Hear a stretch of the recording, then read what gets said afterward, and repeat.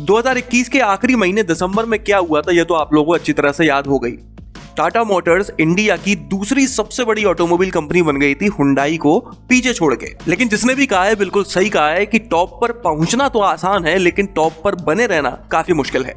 जनवरी में टाटा ने और हुंडई ने कितनी गाड़ियां बेची हैं और साथ ही में किस किस कंपनी ने कितनी कितनी बेची हैं, ये इस वीडियो में बात कर लेते हैं। तो चलिए शुरू करते हैं। 14th पोजीशन पर है सिट्रन, जिसने जनवरी के महीने में पूरे भारत के अंदर सिर्फ 40 गाड़ियां ही बेची हैं।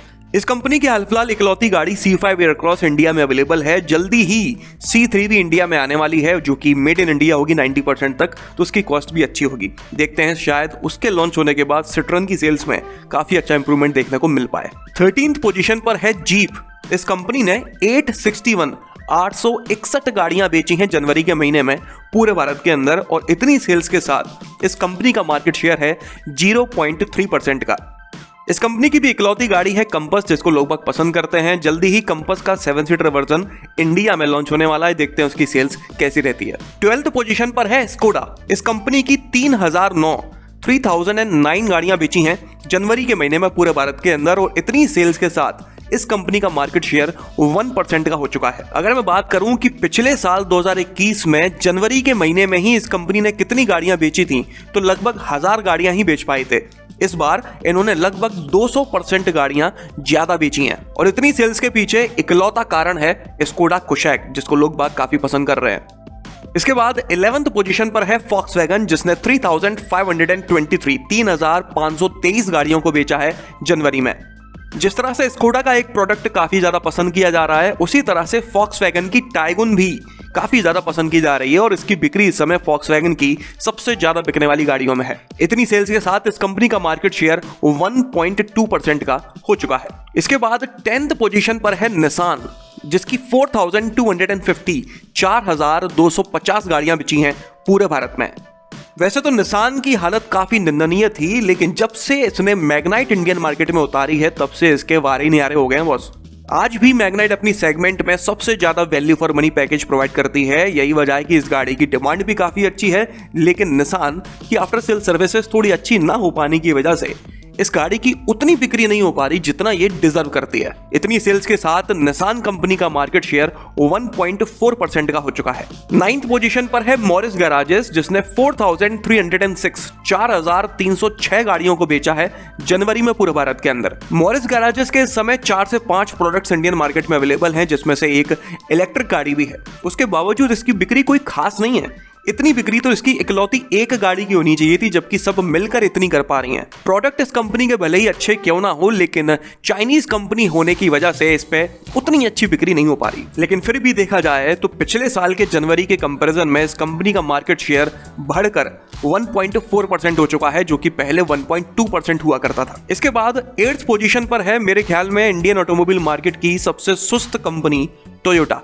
इस कंपनी ने 7328 गाड़ियों को बेचा है पूरे भारत में जनवरी के महीने में। पिछले साल की जनवरी से कंपेयर करूं तो इसकी बिक्री लगभग 35% कम हुई है, और यही वजह है कि इस कंपनी का मार्केट शेयर 3.7% से घटकर 2.4% रह गया है। अब यार, सालों से आप कोई भी नया प्रोडक्ट लॉन्च नहीं करोगे, जो प्रोडक्ट पहले से ही है उससे आप बंद करते चले जाओगे।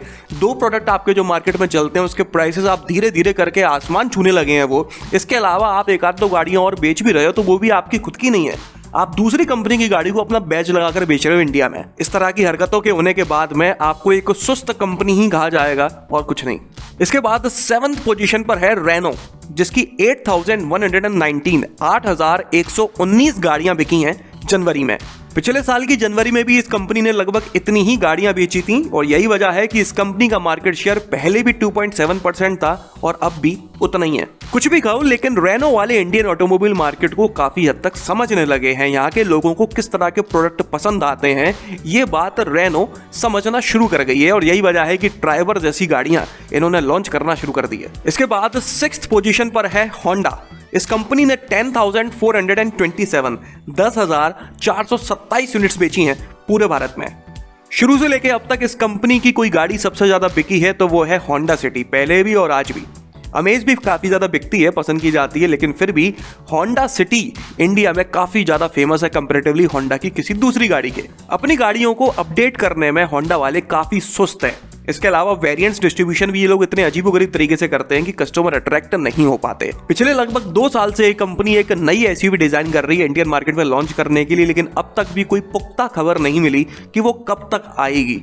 इतने ज्यादा सुस्त हैं। मेरे ख्याल में टोयोटा के बाद अगर सबसे सुस्त कोई है तो वो होंडा है, और अफसोस की बात कि दोनों ही जापानीज कंपनी है। इसके बाद 5th पोजीशन पर है किया मोटर्स। इस कंपनी ने 19,319 गाड़ियों को बेचा है पूरे भारत में जनवरी के महीने में। भाई एक टाइम था जब किया वाले तीसरी पोजीशन के लिए टाटा वालों से लगातार लड़ते रहते थे, लेकिन अब देखो तीसरी तो दूर की बात है, चौथी भी नहीं, सीधे 5वीं पे आती है किया। लगभग 1 साल हो चुका है इस कंपनी की बिक्री या तो कम हो रही है या उतनी की उतनी बनी हुई है, कोई भी इंप्रूवमेंट देखने को नहीं मिला है।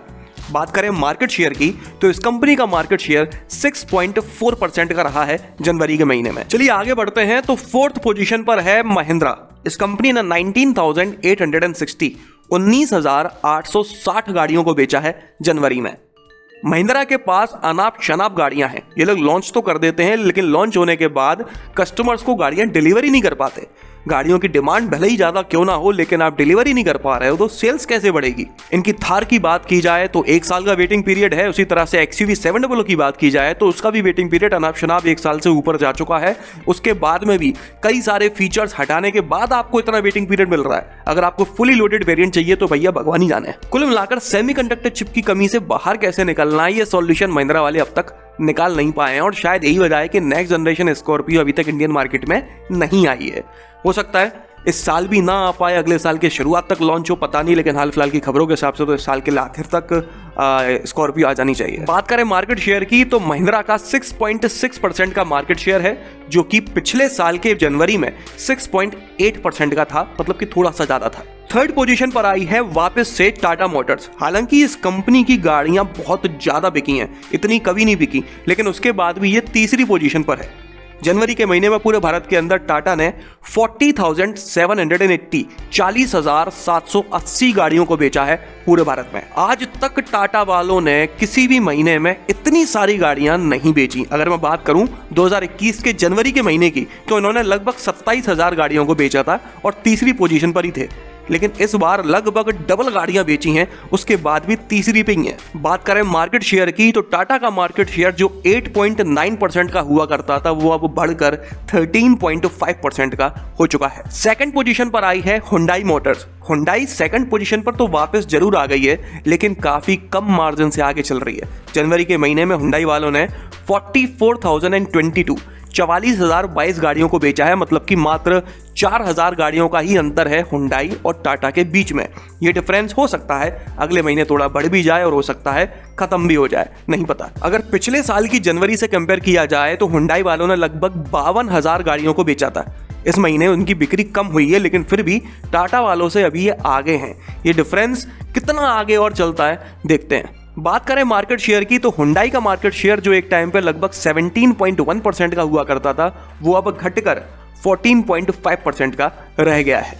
और बात करें इंडिया की सबसे बड़ी ऑटोमोबाइल कंपनी मारुति सुजुकी के बारे में तो इसने 1,37,336 1,37,336 गाड़ियों को बेचा है पूरे भारत में। पिछले साल के जनवरी में भी इन्होंने लगभग इतनी ही गाड़ियां बेची थी। यही वजह है कि इनका तब मार्केट शेयर 45.8% का था, जो थोड़ा सा नीचे आया है और 45.3% का हो गया है।